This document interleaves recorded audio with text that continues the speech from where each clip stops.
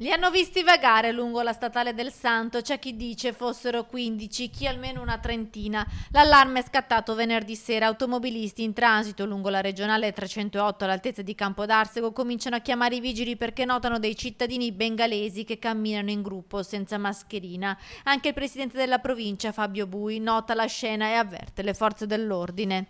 Non potevano non essere notati e ho chiamato subito il comando della polizia locale che poco dopo è intervenuto.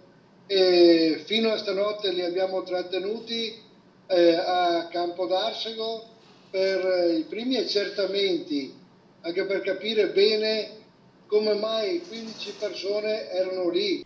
La polizia locale della Federazione del Campo San Pierese arriva sul posto e rintraccia 11 stranieri. Sono spauriti, affamati e assetati, parlano pochissimo l'inglese. A fatica dicono di arrivare dalla Lombardia e di essere stati scaricati lì da un pulmino che poi si è dileguato. Vogliono andare a Napoli, Roma e Bologna. C'è anche chi riesce a chiamare un taxi e ad allontanarsi. Il comandante della polizia locale Antonio Paolocci e il vice sindaco di Campodarsego Walter Gallo riescono a portarli nella sede della protezione civile del comune. Qui vengono rifocillati da una prima ricostruzione, sembrano essere 4 bengalesi, 5 pakistani e 2 cittadini del Suriname. In tarda serata vengono portati al Dipartimento di Igiene dell'ospedale di Padova per i tamponi per il coronavirus.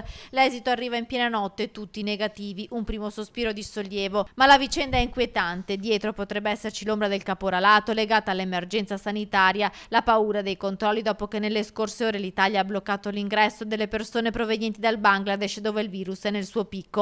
La prefettura di Padova ha coordinato tutte le operazioni, nelle prossime ore si provvederà all'identificazione. Pare però che il gruppo di stranieri, quasi tutti irregolari, fossero sul territorio italiano da tempo.